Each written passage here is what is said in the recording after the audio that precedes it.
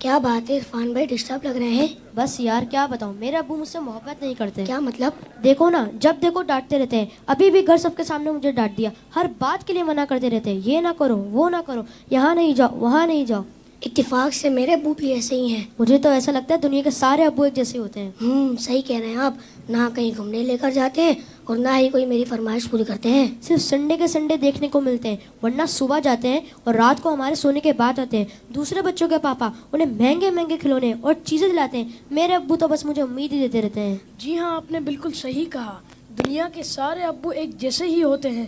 وہ خود سے زیادہ اپنے بچوں اور فیملی کا خیال رکھتے ہیں۔ کیا آپ نے کبھی یہ سوچا کہ کیا ان کا دل نہیں کرتا ہوگا کہ وہ بھی گھر میں رہیں، سکون سے بیٹھ کر آرام کریں؟ پتہ نہیں، شاید چاہتا تو ہوگا۔ اور جہاں تک بات ہے آپ کی فرمائشوں کی، تو ان کی سیلری ہی اتنی کم ہوتی ہوگی کہ وہ چاہ کر بھی آپ کی فرمائشیں پوری نہ کر پاتے ہوں۔ ہو سکتا ہے ہماری ضرورتیں پوری کرنے کے بعد ان کے پاس اتنے پیسے ہی نہ بچتے ہوں کہ وہ ہماری فرمائشوں کو بھی پورا کریں۔ میں نے اس طرح سے کبھی سوچا ہی نہیں۔ اور جہاں تک آنکھیں دکھانے کی بات ہے تو یہ بھی ان کی مجبوری ہے کہ ان کی ڈیوٹی ہے کہ وہ ہمیں ہمیشہ بری باتوں سے روکیں اور اچھی باتوں کی ترغیب دیں۔ اچھا فیضان بھائی، یہ بتائیں آپ کی ضرورتوں میں کوئی کمی آئی ہو؟ نہیں تو بالکل بھی نہیں۔ کبھی ایسا ہوا کہ آپ بیمار ہوئے ہوں اور آپ کے ابو کو آپ کی فکر نہیں ہوئی؟ ہماری بیماری میں سب سے زیادہ پریشان ہونے والے ہمارے ماں باپ ہیں۔ آپ کے ابو چھوڑ کر کہیں گھومنے چلے گئے ہوں؟ نہیں تو کبھی نہیں۔ کبھی ایسا ہوا کہ آپ کے ابو نے خود تو کچھ اچھا کھایا اور آپ کو نہ دیا ہو؟ کبھی نہیں۔ اگر کوئی اچھی ڈش کم ہوتی ہے تو وہ ہمیں دے دیتے ہیں اور کہتے ہیں تم کھا لو، میرا دل نہیں چاہ رہا۔ اگر یہ پیار نہیں ہے، محبت نہیں ہے، تو پھر کیا ہے؟ ماں اور باپ دونوں ہی محبت کرتے ہیں، لیکن ماں کی محبت نظر آ جاتی ہے اور باپ کی محبت کو محسوس کرنا پڑتا ہے۔ میں کتنا غلط سوچ رہا تھا اپنے ابو کے بارے میں۔ لو یو ابو۔ Love you very much. باپ باپ ہی ہوتا ہے، باپ ایک سایہ دار درخت ہوتا ہے۔ آج ان بچوں کی باتوں نے مجھے اپنے والد بھی یاد دلا دی ہے۔ واقعی اچھے کھانے انہوں نے ہمیں ہی کھلائے، اچھی چیزیں انہوں نے ہمیں ہی عطا کی۔ اور وہ بچے جن کے والدین ان کی فرمائشیں پوری نہیں کرتے نا، انہیں یہ سوچنا چاہیے۔ صرف میں بچوں سے بات نہیں کروں گا، گھر کے اور بھی افراد ہیں، زوجہ بھی ہے، بیٹی بھی ہے۔ وہ کہتی ابو آپ ہمارے لیے کچھ لاتے نہیں ہیں، بیوی کہتی شوہر سے آپ کچھ لاتے نہیں۔ اس بیچارے سے تو پوچھو اس کی مجبوری کیا ہے۔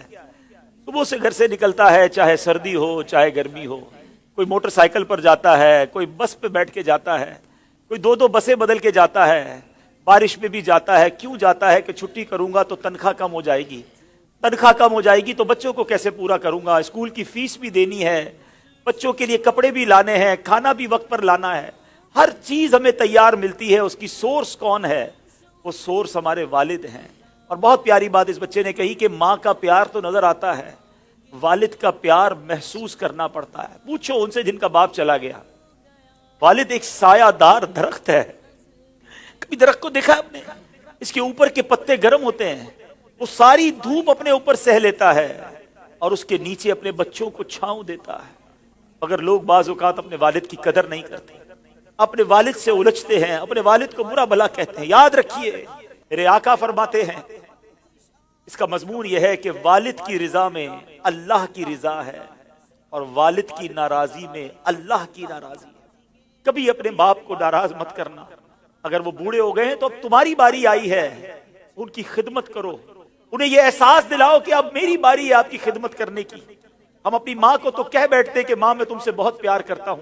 میں ساری دنیا کے بچوں سے پوچھتا ہوں کہ کب اپنے باپ کو کہا تھا کہ ابو آئی لو یو، والد صاحب میں آپ سے بہت پیار کرتا ہوں، آپ دنیا میں آج میں جو کچھ ہوں ابا جان میں آپ کی وجہ سے ہوں، یہاں تک پہنچایا مجھے آپ نے ہے۔ ارے جس نے انگلی پکڑ کر چلانا سکھایا، جس نے ہر مشکل میں کہا گھبرانا نہیں، میں تمہارے ساتھ ہوں۔ کہیں پھنس جاتا تھا تو ابو کے پاس آتا تھا، وہ کہتے بیٹا میں سنبھال لوں گا۔ اب وہ جب چلے گئے اب پتا چلتا ہے کہ کون ہے جو سنبھالے گا۔ بچپن اور بڑھاپا برابر ہوتا ہے۔ جب ہم چھوٹے تھے ہم نے بڑی ضدیں کی، ہم نے بہت اپنی باتیں منوائیں۔ اب سمجھو والد صاحب کا جب بڑھاپا آ گیا تو میں نے ان کی باتیں ماننی ہیں، ان کی غصے کو برا نہیں ماننا، ان کے ٹوکنے کو برا نہیں ماننا۔ کبھی باپ کا دل مت دکھانا، یہ مت کہنا کہ آپ کو نہیں معلوم۔ ارے اسے کہتے ہو کہ نہیں معلوم جس نے ہمیں چلنا سکھایا، جس نے ہمیں کھڑا ہونا سکھایا، ہر مشکل میں جس نے ہماری مدد کی۔ خدارا میں ساری دنیا کے بیٹوں سے، ساری دنیا کی بچیوں سے، ساری اولاد سے گزارش کرتا ہوں اگر تمہارے والد زندہ ہیں ان کو خوش رکھنا، اور بوڑھے ہو گئے تو اب احساس دلاؤ ان کو کہ ابو جان آپ نے بڑا کام کیا ہمارے لیے، بڑی محنت کی، اب ہماری باری ہے آپ کی خدمت کرنے کی، اب ہم آپ کو سکھ پہنچائیں گے، اب آپ کسی ٹینشن میں نہ رہے، میرے پاس جو کچھ ہے ابو جان یہ سب آپ کا ہے، آپ کی وجہ سے ہے۔ تف ہے اس اولاد پر جو اپنے والد کو کہتی ہے کہ یہ میرا ہے آپ کا نہیں ہے، میں نے کمایا ہے آپ نے نہیں کمایا۔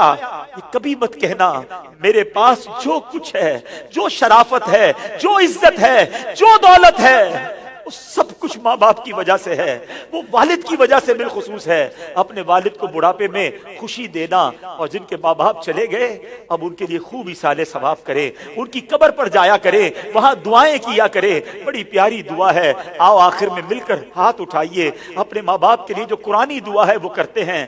اللہم ارحمہما کما ربیانی صغیرا، اے اللہ ہمارے ماں باپ پر رحم فرما جیسا انہوں نے بچپن میں ہم پر رحم فرمایا۔ جن کے ماں باپ زندہ ہے مولا ان کو حیاتی عطا فرما، صحت عطا فرما، نیکیوں والی طویل زندگی عطا فرما، اور جن کے ماں باپ چلے گئے اے اللہ ان کی قبروں کو جنت کا باغ بنا دے، ان کی بے حساب مغفرت فرما۔